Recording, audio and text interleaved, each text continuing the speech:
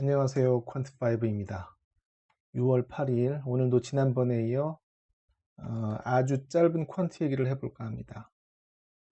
주식 투자 또는 매매를 하는 퀀트에게 종목 선별 혹은 포트폴리오 구성을 위해 종목들의 순위를 매기는 것은 아주 중요한 과정 중에 하나일 텐데요. 오늘은 그 얘기를 해볼까 합니다. 웨이팅이죠. 평점을 매기는 것.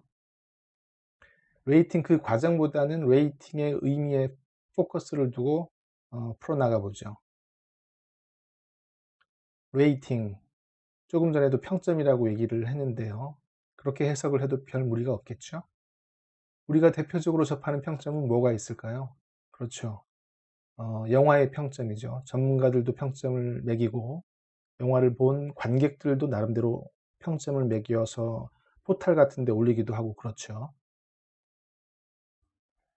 얼마 전에 71회 칸 국제영화제가 열렸습니다. 이창동 감독의 버닝이 시사회에서 많은 갈채와 호평을 받으면서 혹시 황금종려상을 받을 수 있지 않을까 하는 기대가 조금 생겼었죠. 아쉽게도 이창동 감독은 국제영화비평가 연맹상을 받긴 했지만 황금종려상은 일본 고레에다 히로카즈 감독의 만비키 가족이 받았죠. 심사위원들이 각각의 영화들에 대해 어떻게 평점을 주었는지는 잘 모르겠습니다. 그런데 모든 심사위원들이 동일한 결과를 내진 않았겠죠. 하나의 영화를 본 여러 관객들이 그 영화에 대해 평점을 매길 때 모두가 동일한 결과를 내지 않는 것처럼 말이죠. 우리는 주식 투자자로서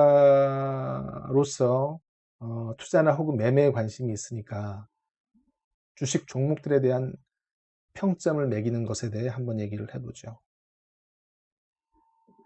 증권사의 많은 애널리스트들이나 증권방송 채널의 전문가들이 나름대로 일부 종목들을 평가를 해서 평점을 매기거나 매수 혹은 강력 매수 등 추천을 하면서 목표 주가를 조정하기도 하죠.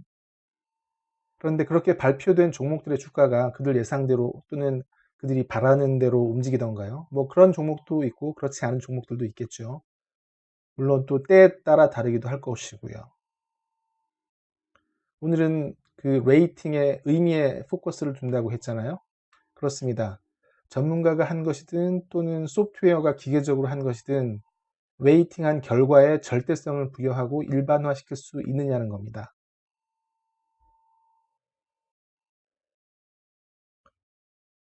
그 목적으로 동일 업종에 속하면서 증권사의 매수 추천을 받은 두 개의 종목을 비교를 해볼 겁니다.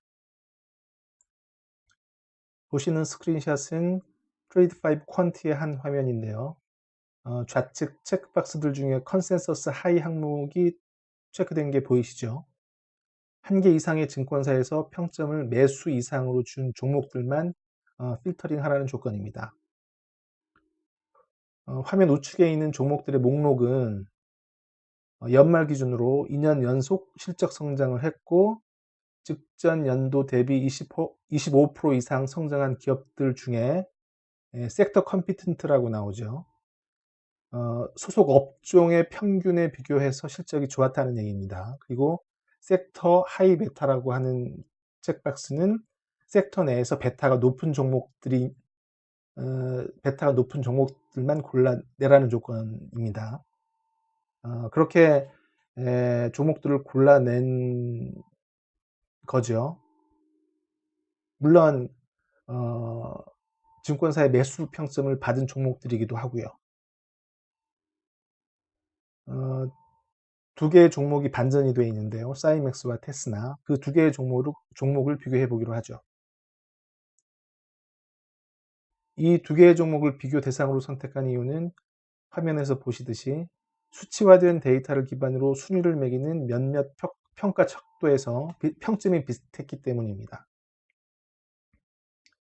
그러니까 전문가 추천 받은 것 포함해서 둘 중에 어느 종목이 투자 또는 매매하기에 더 매력적인지 기계적으로는 판단하기가 어렵다는 거죠.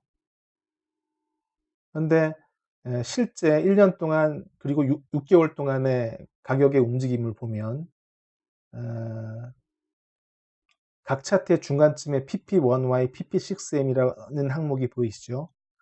둘 다 각각 1년 6개월에 해당하는 프라이스 인덱스인데요. 두 종목의 프라이스 인덱스가 확연히 다른 걸 보실 수 있을 겁니다.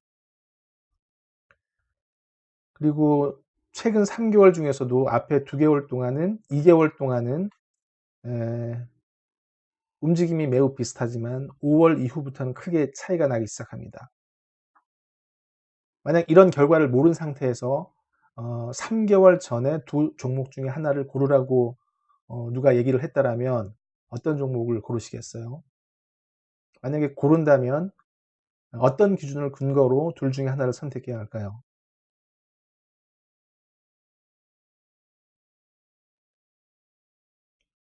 FN 가이드에서 발표한 두 종목의 서머리 자료입니다. 보시면 날짜도 같죠. 날짜도 같고 서머리의 제목도 같습니다. 반도체 호황으로 실적 상승. 자세히 읽어보면 하나는 반도체 웨이퍼 이송용 장비를 하고 다른 종목은 웨이퍼 테스트를 주력 사업으로 하고 있다 하고 이게 뭐 조금 후에 다른 데이터들도 보시겠지만 5월 이후 주가 움직임의 차이를 설명할 만한 이유가 될까 한번 보시죠.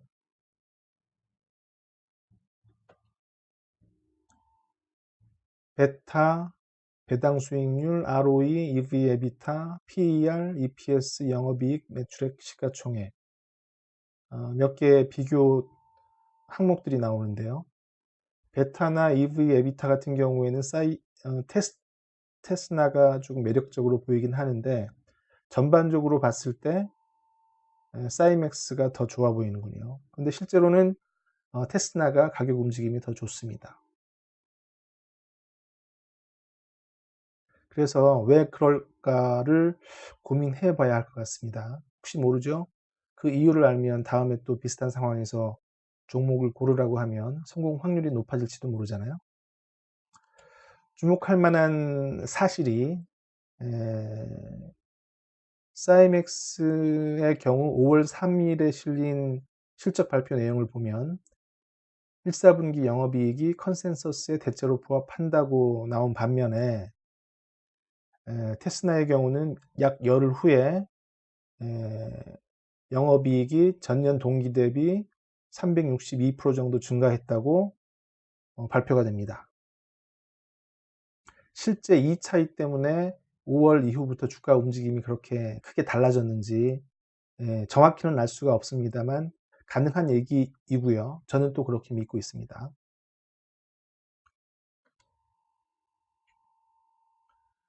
여기에서 좀 자연스럽게 의문이 생기는데요.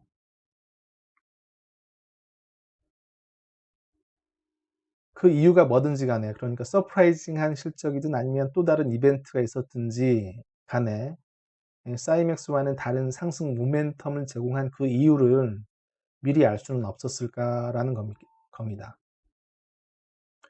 효율적 시장 가설을 생각하면 내가 아는 사실은 남들도 안다고 가정을 해야죠.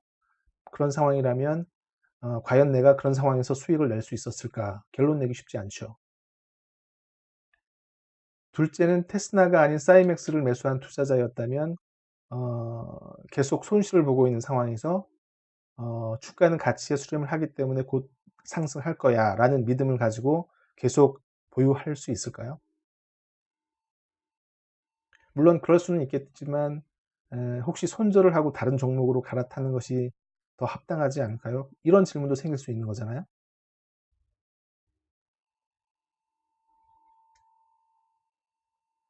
저는 지금까지 두 종목에 대한 얘기를 해오면서 종목 각각에 대해 사전에 아는 것이 없다고 가정을 하고 진행을 해왔습니다. 실제로도 저는 모르는 종목들이고요.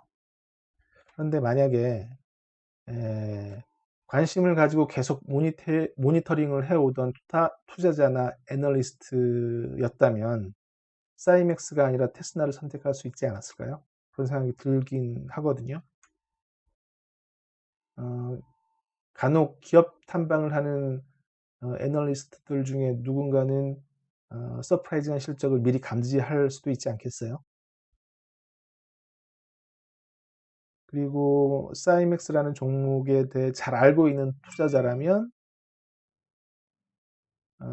설령 손실을 보고 있다고 하더라도 곧 상승할 거라는 믿음을 가지고 계속 보유할지도 모르죠. 제가 지금 퀀티의 얘기를 하면서 퀄리테이티브 측면의 관찰과 이해가 반드시 필요하다는 것을 강조하고 있습니다. 결국은 수치화된 데이터에 기반한 평점, 레이팅 결과를 활용하더라도 그와 더불어 종목들에 대한 이해를 바탕으로 컨텍스트 혹은 상황에 따라 유연하게 대처하는 게 중요하겠죠.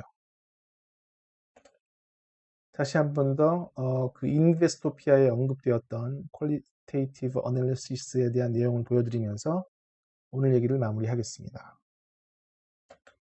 고맙습니다.